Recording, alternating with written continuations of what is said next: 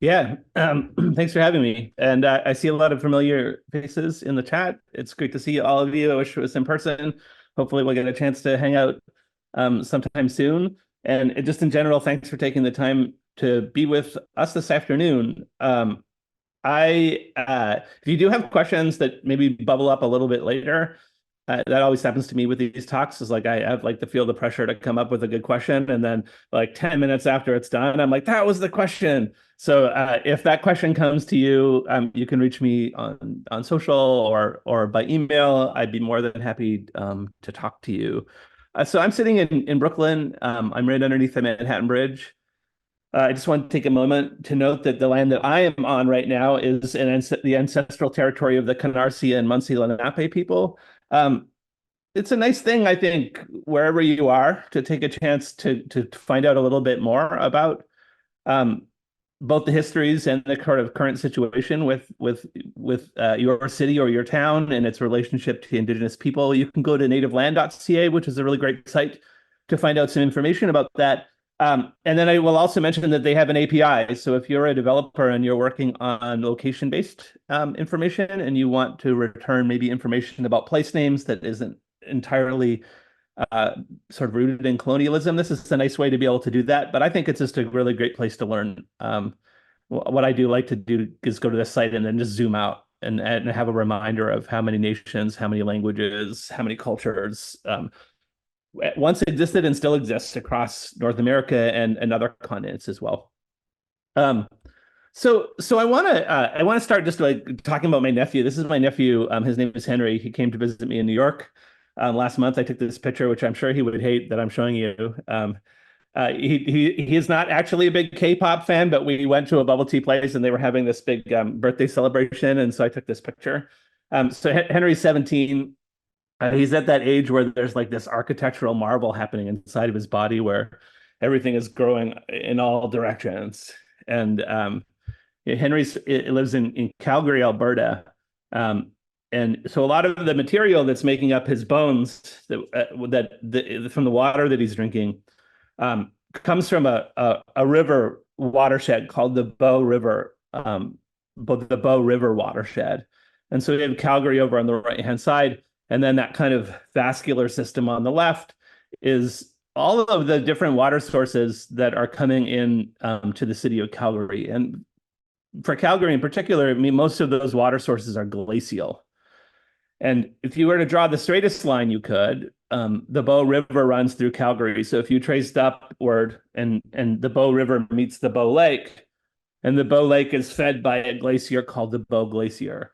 So the most direct place that we could imagine all those bone particles from my nephew coming from are from this quite gorgeous glacier called the Bow Glacier, which if you get in a car and you drive about 2 hours outside of Calgary, you can go see. And then if you are adventurous and you want to kind of go on a day hike, you can get right up to. And then if you have the right equipment and you're safety conscious, you can go actually up onto the glacier. There's an interesting thing that I think is right here that is kind of at the center of what I want to talk to about you to all of you today, which is that we have all of these necessary relationships between our bodies and wild spaces, but very often we don't have a way to get to those places. So there's a few million people who live in Calgary, and I would wager that only a couple of thousand of them have ever set foot on the glacier. And yet it's this thing that without the glacier, the city would never have existed. And so we live in this world now, and I think all of you can understand ways in which this reflects in your life, in which our lives kind of necessitate us to not be on a glacier every day. But I want to think about ways as we move forward that we might be able to sort of strengthen these what I would call extremely loose bonds. So this is part of my team up on the Bow Glacier in 2017, and so we're in the process of installing a seismic observatory. So this is a set of sensors that sits on the rock bed next to the glacier and uses very fine-grained sensors to be able to listen to seismic activity on the glacier. And so there's our observatory just down on the right-hand side. It's all solar powered. Those pelican cases are anchored to the rock. It's all driven by a Raspberry Pi in the center of it, and then data from this glacier gets uploaded. That little white block that you see right underneath the solar panels is a radio bridge, and so it gets sent via a radio bridge down over the lake and to this lodge that is at the base of the glacier. And then from there, we upload it via satellite internet connection to a site in downtown Calgary. And so this is what the data looks like, a little slice of the data. It's really high frequency data over time. Something I didn't know about when I was starting to work on this project is that glaciers are really noisy. So we think of them as these quiet, still, ancient things, but they're actually really chatty, and especially at different times of the year, especially during, not quite right now, but in a couple months, when things start to get warmer, there's a lot of cracking and popping and ice falls and all kinds of activity up on the glacier. And so the idea of this piece was, could we take this data that we don't get a chance to experience on an everyday basis, and can we put it into a place that's a little bit more convenient to be experienced? And so what we, in this case, the place is this gigantic building called Brookfield Place in Calgary. It's the tallest building in Calgary, a really big office building. And myself and Ben Rubin, we were commissioned to create a public artwork outside, in and outside of that building. And our idea was that, okay, well, let's take this glacier and let's move its voice from this very far away place 2 hours outside of Calgary, and let's put it in to the actual building. So the piece consists of two separate pieces. There's a 30-foot by 20-foot light sculpture that lives in the lobby of the building. And then there's this 16-channel surround sound system that lives underneath the benches in the plaza. And so if you are one of these people walking through the plaza, you hear in more or less real time, there's about a 5-minute delay, the activity of the glacier. And then if you're walking by or driving by, you also see in this light sculpture that live data from the glacier. And then we have some other data that we're pulling from the city traffic and the plaza traffic to try to create these dialogues between human data and the glacier data. And there's this really nice moment that happens with this piece. It snows a lot in Calgary. And so on winter nights, the plaza is quite often this kind of perfect white. And so this piece is quite bright, and it throws out the light onto the glacier. And when we started building this piece, there was a couple of things that we wanted to consider, and one of them was about duration. So if you think about the ways that you normally consume a data visualization, we're usually talking about durations of seconds, maybe if you're lucky, minutes, most often nothing beyond that. But we designed this piece from the glacier station to these light sculptures and the sound sculptures to last for at least 50 years. And the idea is that people will consume this not in kind of one sitting the way that you might consume a video or read an article, but consume it in a lot of small sections over their life. It's kind of the same way that that those little mineral pieces are being stitched into the bones of people who live in Calgary. These moments of connection with the glacier are being stitched into that lived history of being a citizen of the city. Robin McFarlane, who's one of my favorite writers, whose first book was actually about mountains and glaciers, talks about this idea that one of the things that mountains can offer us, and one of the reasons why people probably like to be out in the mountains and to climb mountains, is they force our minds to think in different ways and at different speeds. And so one of the things that we were trying to do with this project was to facilitate that same stretching of your mind, kind of think in a different speed or a different pace. And of course, there's a political reason why we wanted to build this piece. So Calgary is it's like the Houston of Canada. It's where all of the oil and gas companies have their headquarters, and indeed, in the building where our piece is, has since become occupied by all these oil and gas companies. And so when we look at the Bow Glacier, these are two pictures of the Bow Glacier that were taken exactly 100 years apart. They were actually taken by members of the same family. I think this is a really cool thing about this picture. So the picture on the right was taken by the grandchild of the person who took the picture on the left, and you can see that in 100 years, the glacier has dramatically changed. And what we know about the Bow Glacier, it's really hard to predict what's going to happen. But what we know is in that 50 years that we've kind of guaranteed the piece to live, that glacier is going to disappear. And so by the end of the 50-year cycle of this project, there probably won't be a lot happening as far as the data source of this piece. So we think of this piece as being a kind of living wake for the glacier, a way for Calgarians, sort of in a positive sense, to find some connection with this thing, but also to understand this kind of reality that has been a direct result of the type of industries that really built the city.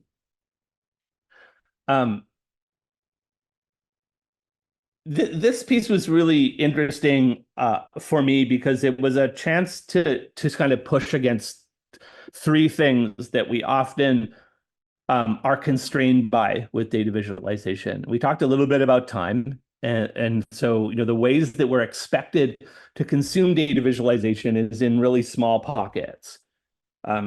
There's a lot of cognitive studies about how people understand data visualization, and I think this is really interesting science.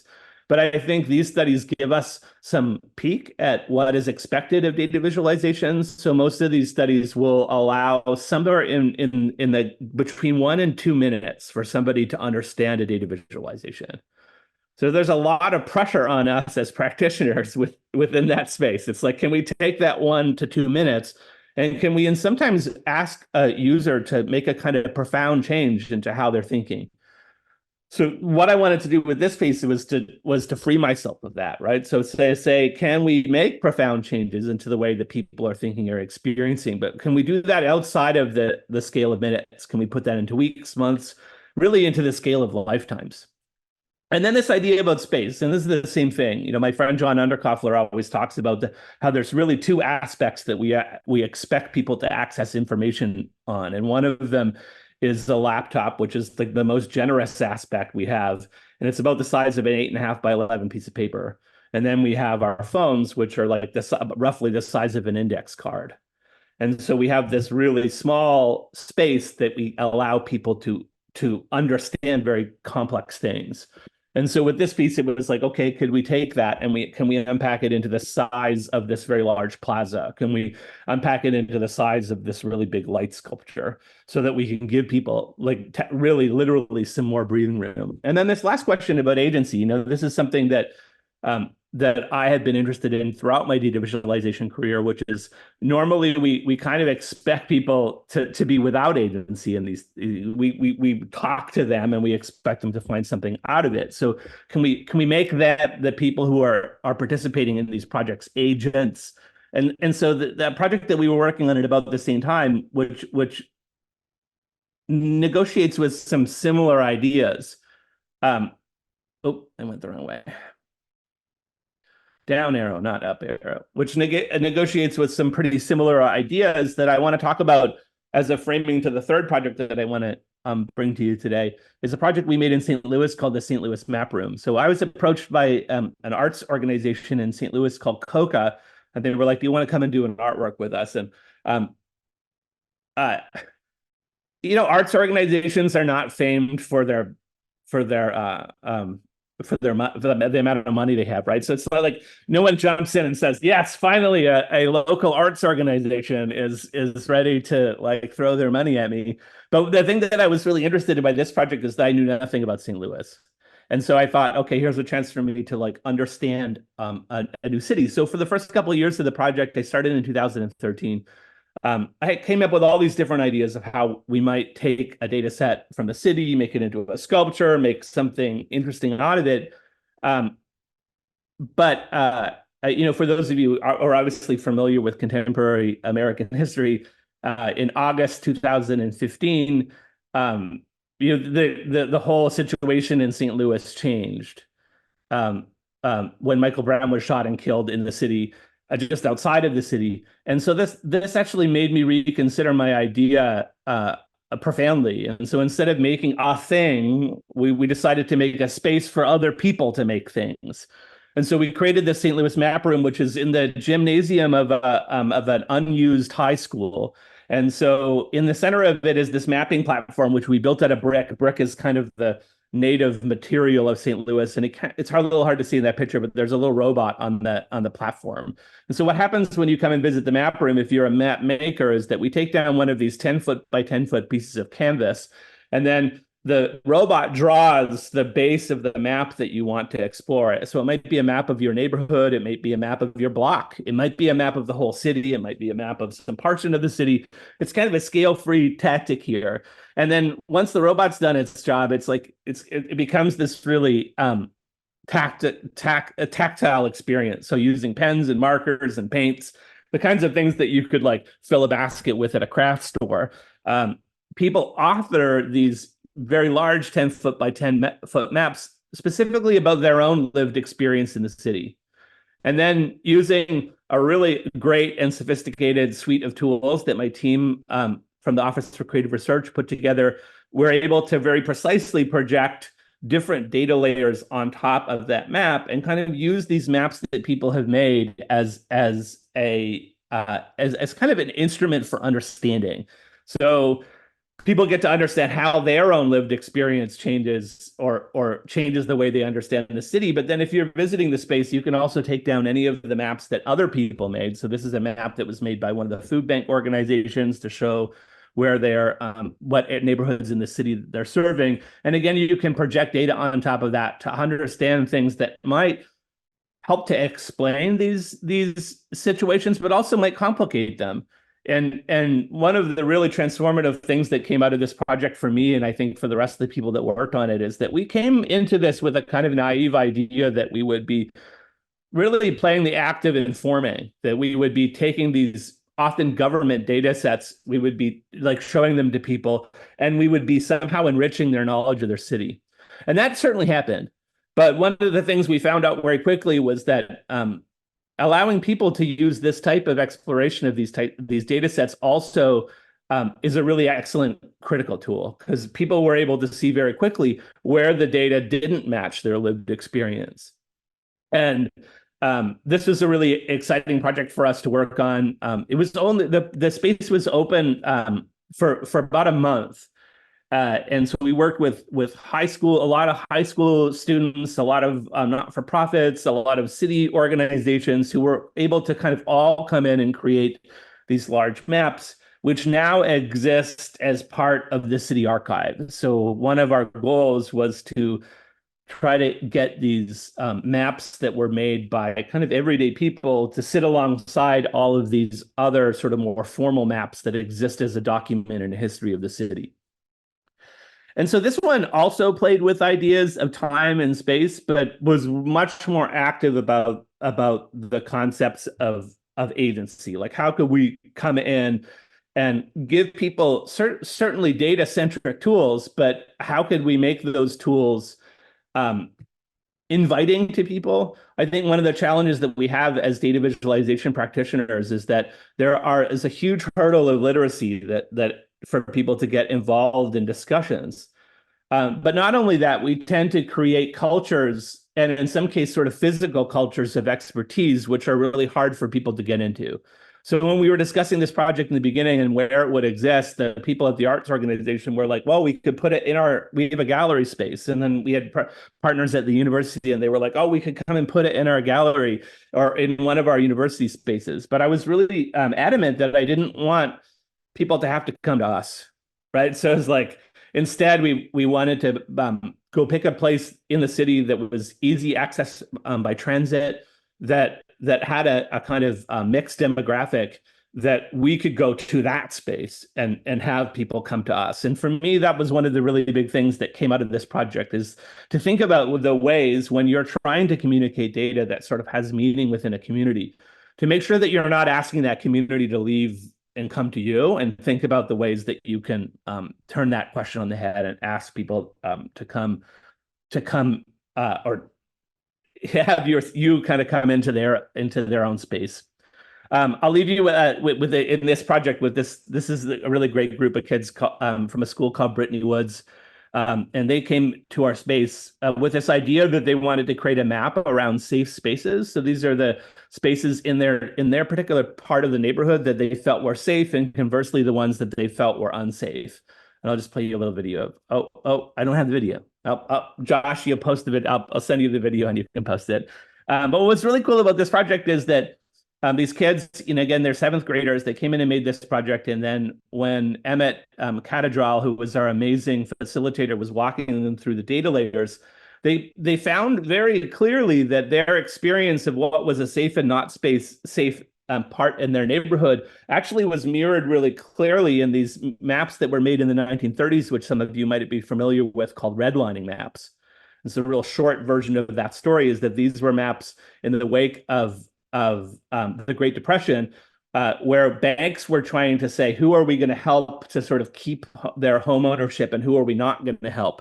And the maps were meant as a guidance for loan officers to say who they would and wouldn't give loans to in order to sort of keep people in home ownership. And what we know now is that those were totally racist instruments that were meant to disempower people and disenfranchise Black people, specifically from home ownership in large cities in America.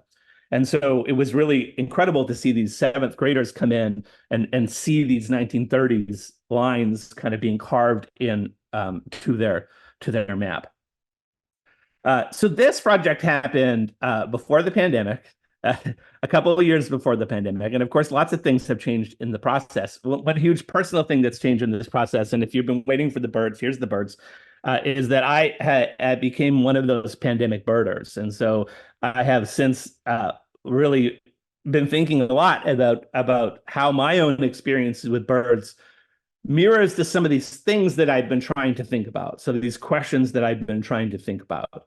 And, becoming a birder, I highly recommend it. If anybody wants to become a birder and is on the fence, you should totally become a birder, because becoming a birder is really about conditioning your practice of noticing.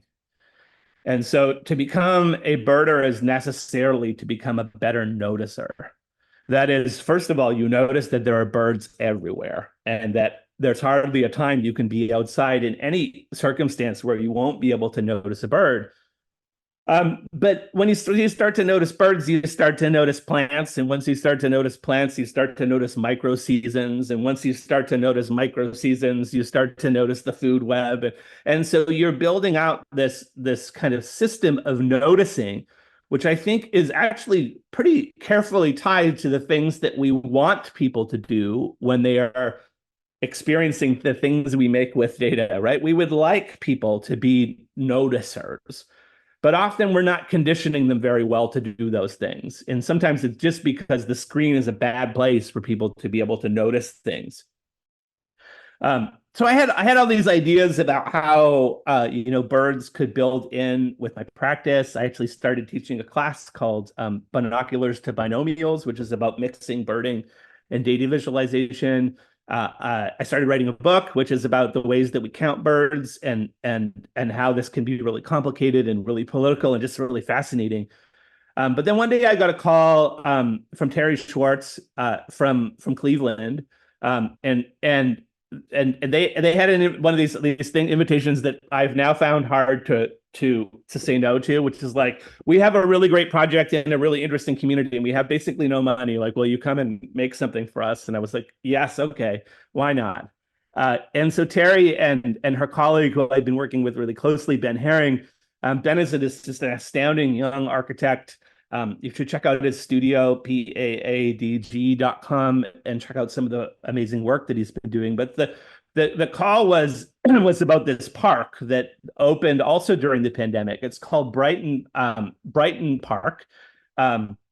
It's kind of in central Cleveland. It's close to a neighborhood of Cleveland called Old Brooklyn, and Old Brooklyn in Cleveland is kind of well known to be what they call a middle city. It's like it's a neighborhood that is between kind of an affluent neighborhood and an underserved neighborhood, and so these are like places that sometimes can have a hard time kind of finding an identity, but they can also be a hard place to find funding for projects because people tend to either be working in the rich places or in the places where like NGOs are kind of pouring their money. So I was interested in this idea of Brighton Park, but I was specifically interested in Brighton Park because it is a new park. And so the idea that we came up with Ben, who for many years had been leading this project called Making Our Own Spaces, where teenage kids, usually in high school, would come and make things for their community that they felt were making their community better. And so these could be, benches that would go in certain places in the community. They could be kind of better signage,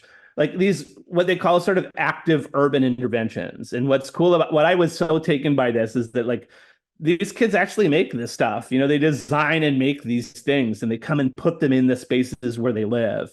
And so we decided we would make something in Brighton Park. And what we came up with through this series of these are our students that we're working with this in this awesome garage workspace. And so we ran a series of sessions where, first of all, they kind of did some mapping to help understand their neighborhood, and we put again we used some tactics from MapRoom and put some data layers on top of these things. And then we had a second charrette where they actually built things and designed objects. And what we came up with this idea was that we could come into Brighton Park and we could build a series of habitat enhancements. And so a lot of them are these bird houses. So these are nesting boxes, actually, although you would typically call them bird houses. And in the bottom of these nesting boxes, we have these little boxes that contain a Raspberry Pi and a microphone and some solar power. And what these boxes do is they are listening to and they're classifying and recording bird song. So we have a network of these nodes around the park that are all designed by the students that come to the central hub, which was also co-designed by the students. And this is the part where it starts to become imaginary because we're not really at the point where it's been realized yet. But each one of those kind of lamp sort of shaped structures that you see has a clock face in it, and the clock face is fed by data. So one of the clock faces shows you what was the last bird that was seen in the park, what was the most common bird today, and what was the most common bird of the season. And so you get to come into the park and kind of see what's happening all throughout this space. And then what I love about it is that underneath is a little repository, a data repository in which we're storing every bird song that we hear in the park. So over the course of a year, we did some sort of rough back of the number estimations. We're probably looking at 2 to 3 million individual bird calls that will be stored in this archive. And that archive will be accessible in all kinds of different ways that we're just sort of understanding over the next little while. So that's kind of what the project is going to look like with the nodes all around the park. And what I love about this the most is that it becomes a kind of record of there is this, if you build it, they will come truth to habitat enhancement. And I think it's one of the most hopeful things that we can find with environmental concerns is that if we do like these relatively small interventions by building new habitat, the birds and the other wildlife will come back. So we have kind of a set of things that we wanted to think about. We wanted everything to be low cost. Partly out of necessity, but partly because we wanted this to be something that other people might be able to do in their communities. We wanted it to be light touch, so nothing is dug into the ground, nothing is like permanently, nothing has to be uprooted or dug. And then the main thing is we wanted everything that we built to be habitat enhancing. So even this center hub, you can see there's foliage being planted there. And we're working with consultants at the garden to come up with bird-friendly and pollinator-friendly plants to put in there. So that the artwork itself actually ends up being a habitat enhancement. And so for us, thinking about this project, which I'm actually heading to Cleveland tomorrow to do some work on, we're thinking about it as being this dynamic record of this nascent wilderness. So this is this place that over the next 10 years is going to develop into this important space for wildlife. And so we're creating this living data set that will be owned by the community, and the community can decide how they might want to share it or not share it with people who want to have access with it.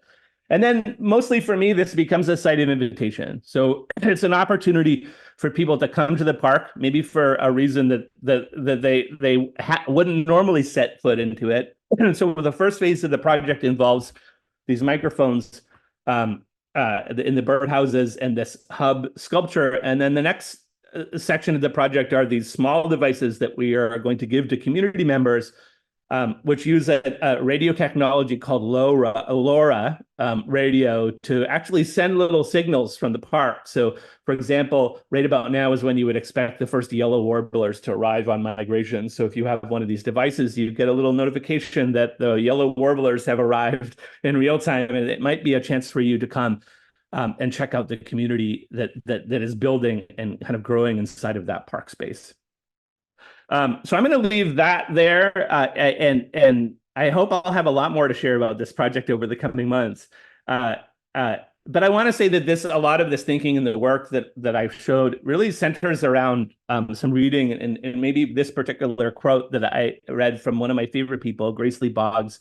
She was a labor activist, writer, just an amazing person from Detroit. And she writes about this idea about the requirement sort of as we head into the future for this more participatory place-based concepts of citizenship and democracy. And so these three projects really, if we kind of turn them all on edge and kind of see where they're similar, it's really about this. Like, can we find new ways to encourage people to be more connected and more participated, specifically with wilderness and wild spaces? And actually, while I was thinking about this presentation, I came up on this new book that's just been released in the UK. Hopefully it will arrive here. It's called Wild Service. And one of their concepts is this idea that we kind of as individuals should be thinking about ways that we can do what they call wild service. And so this can be as something like as tactical and kind of practical as going and cleaning up wild spaces around you. But one of the things I love about their writing is they also say that these services can also be joyful. They can also be celebratory. They can also they can involve things that aren't just necessarily about labor. So here's Paul Polslin, one of the people involved in this project, who's kind of talking about some of the ethic of this process, which I really think matches to the type of work that we're trying to do in Brighton. So this project, I should say that one of the reasons it's not finished is because our ambition has slightly overlapped our funds for this project. And so we will, over the next couple of months, be trying to fundraise around it. We're looking for a relatively small amount of funds. So if you or your organization is somebody who might want to pitch into a project like this, please reach out and let me know. Speaking of reaching out and let me know, I hope that you'll get a chance to read my book, which covers a lot of these things that I talked about today. You can get it from your local library. Everyone, the librarians love this book, and it's usually in the library. It's a great place to go. Somebody has the book. Thank you. And then here's a little bit of information about these workshops that I'm running.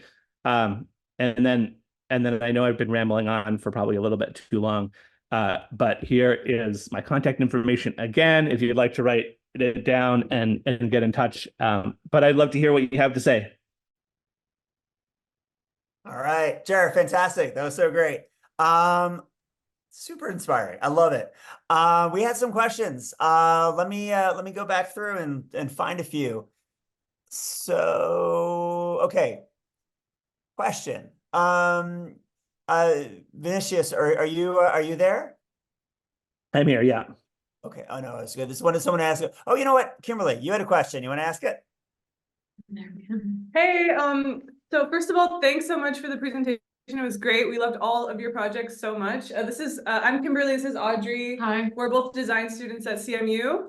Hey. We're really inspired by your work. My specific question was about your participatory mapping, which I loved.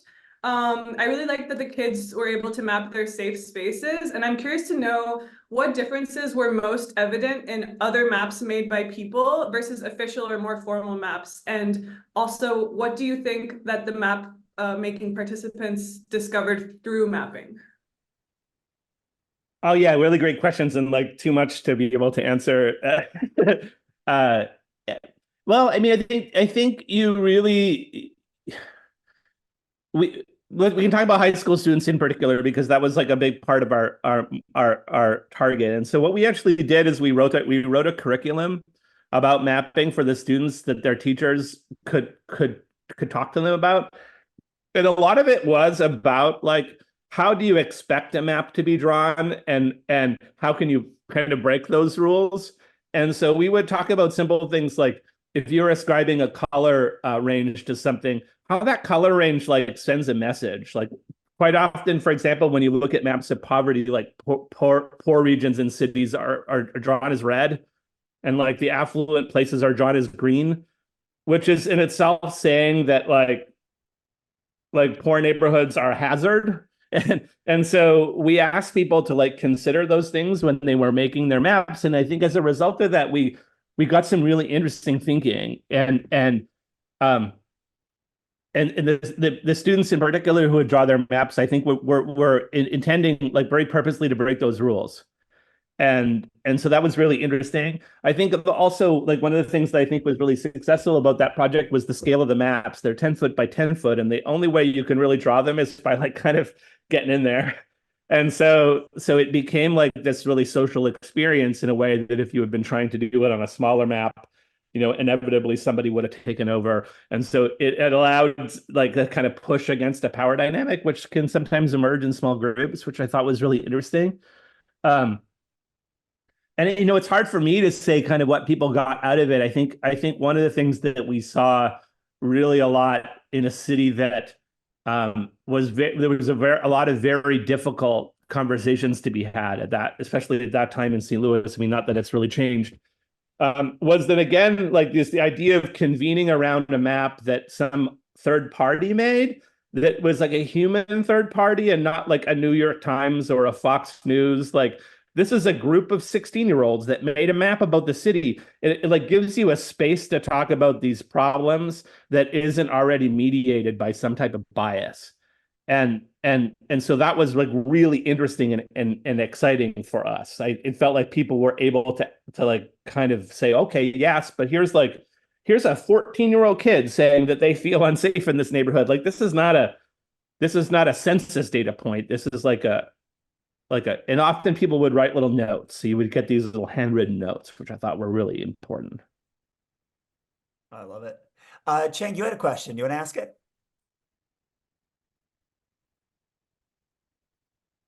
Yeah, in court. I was just I wonder if the data was real time coming from the equipment that stayed there, or it was a recording. I would think that the Glacier project is. That's right. Sorry, can you repeat the question? I didn't hear it. For the glacier sonification and visualization, did you leave the equipment there and then was to receive real-time data? Yeah. Was it?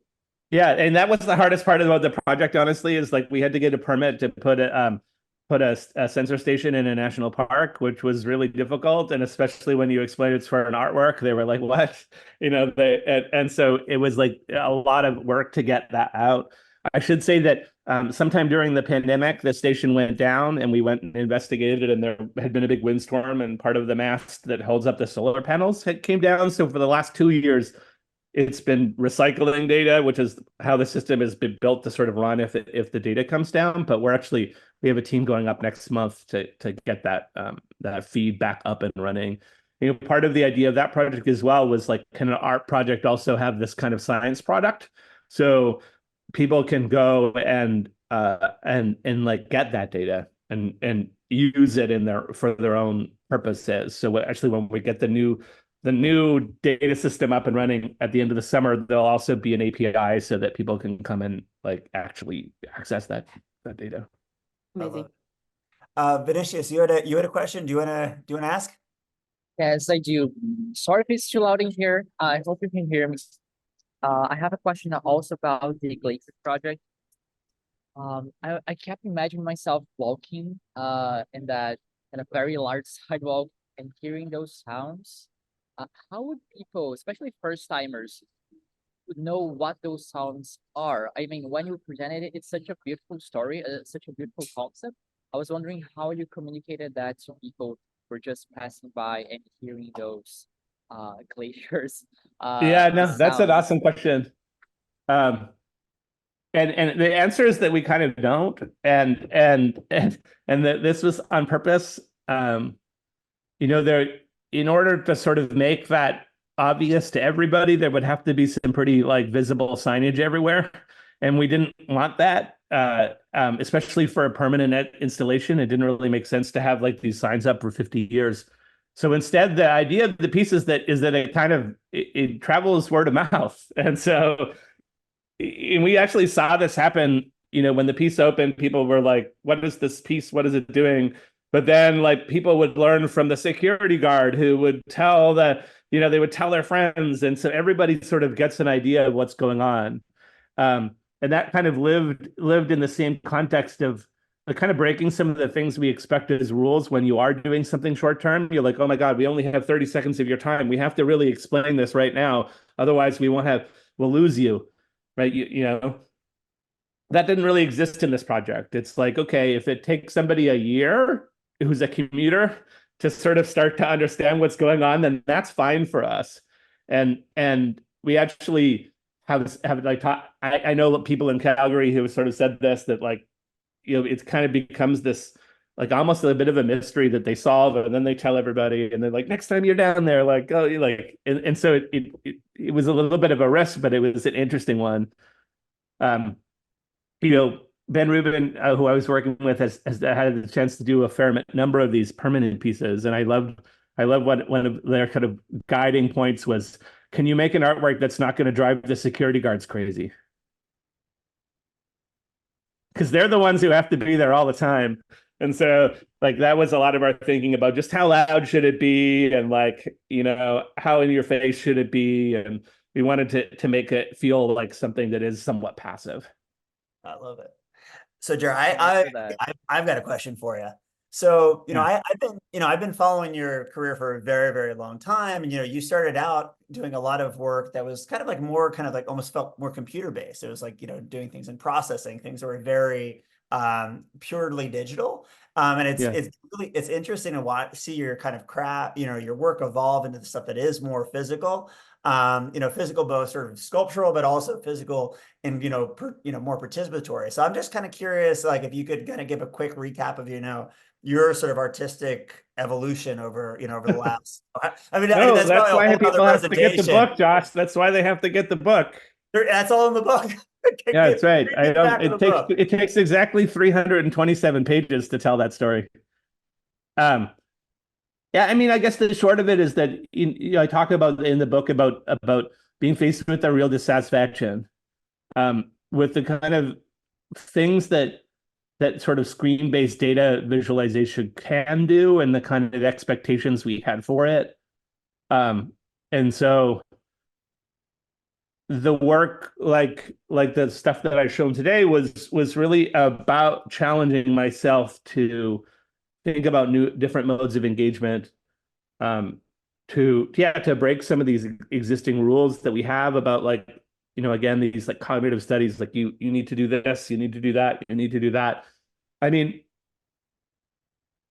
I'm kind of surprised that we haven't had a bigger reckoning in the kind of data viz world about how badly this stuff has failed us.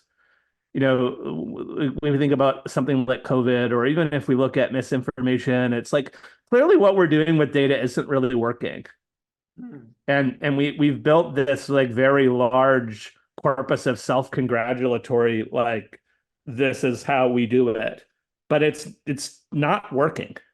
Like we have so many people who just like don't believe in climate change, people who don't like like whatever we're doing isn't enough. And so part of what I felt was necessary was to bring this type of work into spaces where people wouldn't normally expect it, to again like reverse course, so that we're not requiring people to build literacy to get to us, but instead maybe we have to build literacies to get to communities, like, and so those things were really important to me.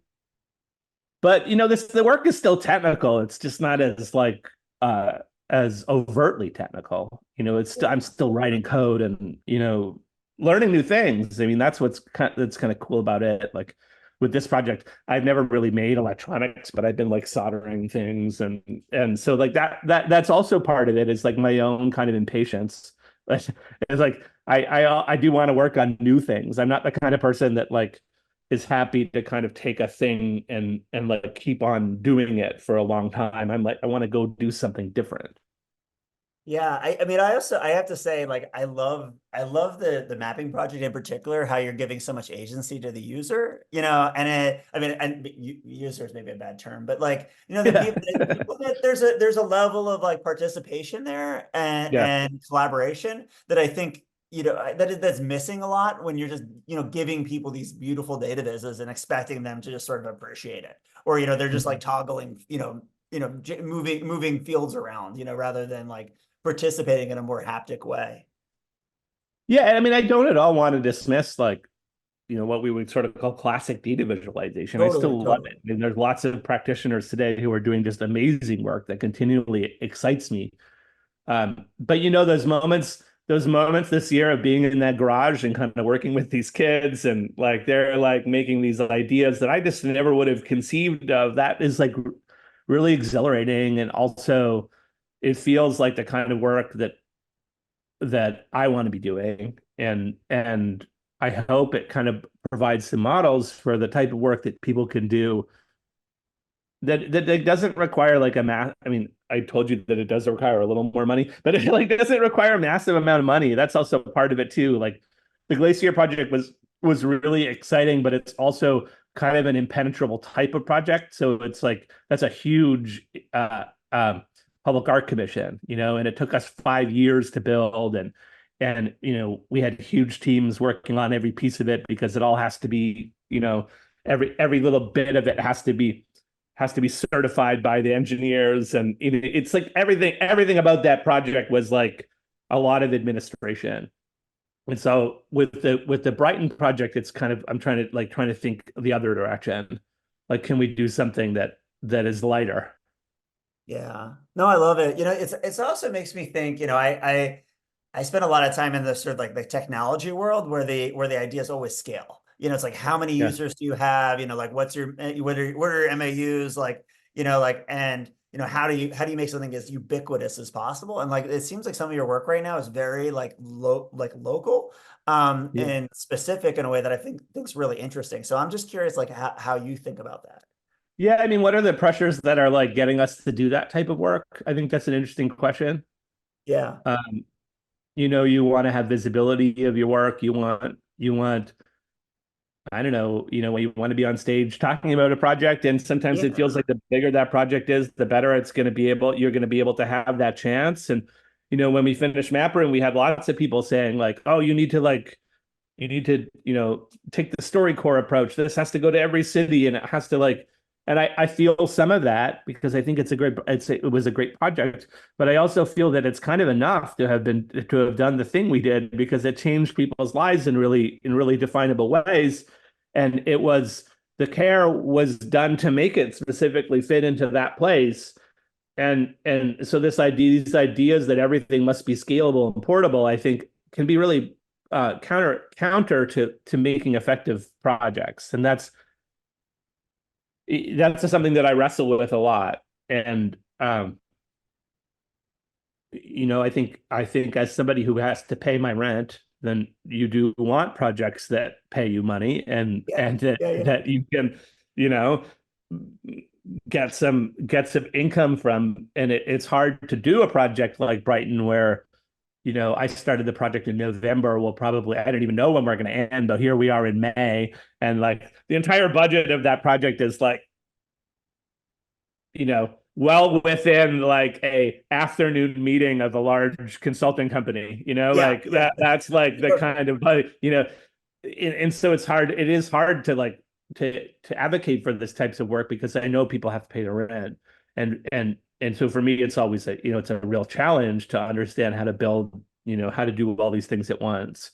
But maybe the best thing you can do is to be critical about the pressures that are on you to do a specific type of work, and just to be able to look them in the eye and say, yeah, that's why that's why I feel like this has to be bigger and brighter, is because of that. And that's not to say that you should ignore that pressure, but just to be conscious of it. Yeah. Well, it makes me think there's like almost a different kind of scalability of that kind of project. Whereas like, you could have gone like, we're going to make the Pokemon Go of birds, which is like, we got to go and raise millions of dollars and spend tons. And like, that's one route. But like what you did was, since it is a little bit more scrappy and DIY, it's actually more replicable by other people. Like, I think Yeah. it inspires like it kind of almost reminds me of like being more like a DIY punk band. It's like you can inspire other Yeah. people to like start their own bands. I mean, the punk reference is a really good one. Yeah. I used to give a talk about HyperCard, and one of my favorite HyperCard, they were called stacks. The HyperCard projects was one called "If Monks Had Macs," and I dug up this interview with the guy who wrote it, and he was talking about what he was thinking about when he was making it. And he was like, I came very much from this like basement punk era. And it was like, I wasn't thinking about selling software. I was just thinking about like, how do I kind of break this thing in interesting ways? and that was like this really interesting moment. I think that we don't capture enough. And I would say I know lots of people who I would firmly call like punk rock software developers, but Yeah. there aren't as many of them because again, it is for the same reasons we talked about before. It's harder to negotiate the cost of living and so on when you're when you're making projects that don't easily monetize. Yeah, no, I mean, it's probably a good other talk to have because it's very interesting to think about because like in some ways it's like, like a band like Fugazi never made like crazy money, but like I think their lifestyle was really good. Like they made a lot of friends and they inspired a lot of people. Yeah. So like it's just a different form of scale. Yeah, I mean it's it's also an era specific thing. Like who Oh, knows totally. what it would be like to be a band like that these days. Maybe it's easier because of the kind of ways to expand your reach, but I bet it's harder, in all kinds of other ways. And I don't think it has to be it doesn't have to be about whole cloth, right? Like I don't think Yeah. everyone has to go and abandon their agency work, but I think we can find ways that we can be punk rock for little pieces of time, right? And to do it intentionally, like to find pieces of practice that can be about like deliberately pushing against sort of concepts so we talked about scalability. And I think, yeah, I can loop it back to birding, right? It's like birding is like a really interesting practice because there's not a lot, like no one's getting rich from it.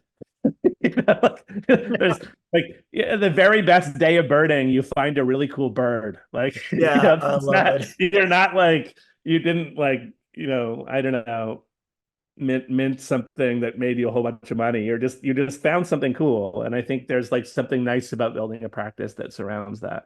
All right, Jer, I love it. All right, we're at time. Thank you so much for being here. This was super, super inspiring. Thank you for everybody joining us today. Jer, if there's any sort of like last words you want to give, obviously, you guys buy the books, go to the workshop. Yeah. But I mean, just don't hesitate to reach wrap it out. up. I always like to hear from people. So Reach out to Jer. He wants to hear from you. Thank you, everybody, for joining. I hope to see you at another Future Spaces. All right, have a great one. Thanks again, Jer. Appreciate it. bye.